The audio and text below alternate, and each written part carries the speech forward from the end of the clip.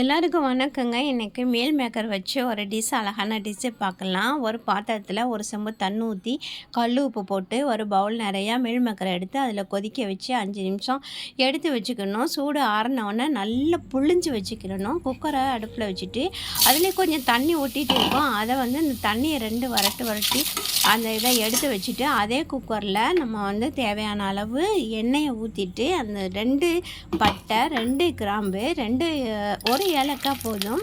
அப்புறம் பிரியாணி இலை எல்லாம் போட்டுட்டு நம்ம கொஞ்சம் கருவேப்பிலை போட்டு 2 பச்சை மிளகா போட்டு நல்லா எல்லாத்தையும் வதக்கிடணும். ஒரு வெங்காயம் பெரிய வெங்காயம் கட் பண்ணி வச்சுருக்கோம், அதையும் நம்ம போட்டுக்கணும். அது நல்லா வதங்கின உடனே அப்புறம் 2 தக்காளி பழம் அதையும் போட்டு நல்லா வதக்கிக்கிறணுங்க. என்னுடைய சேனலை முதல்ல பார்க்குறீங்க அப்படின்னா சப்ஸ்கிரைப் பண்ணி ஷேர் பண்ணி கமெண்ட் வேறு பண்ணுங்கள் இது எப்படி இருந்துச்சின்னு சொல்லிவிட்டு 1 ஸ்பூன் இஞ்சி பூண்டு விழுது அதையும் போட்டுட்டு 1/2 ஸ்பூன் மஞ்சத்தூள் 1/2 ஸ்பூன் கரம் மசாலா 1 ஸ்பூன் கறி மசாலா பொடி போட்டுட்டு நல்லா வதக்கிட்டு இந்த மீல் மேக்கரை தூக்கி அதில் கொட்டிட்டு ஒரு உருளைக்கிழங்கு கட் பண்ணி வச்சுருக்கேன், அதையும் கொட்டி தேவையான அளவு தண்ணி ஊற்றி கொஞ்சம் உப்புக்கல்லையும் போட்டு நம்ம மூடி வச்சிடணுங்க குக்கரை. அது ஒரு 3 விசில் வரட்டும்.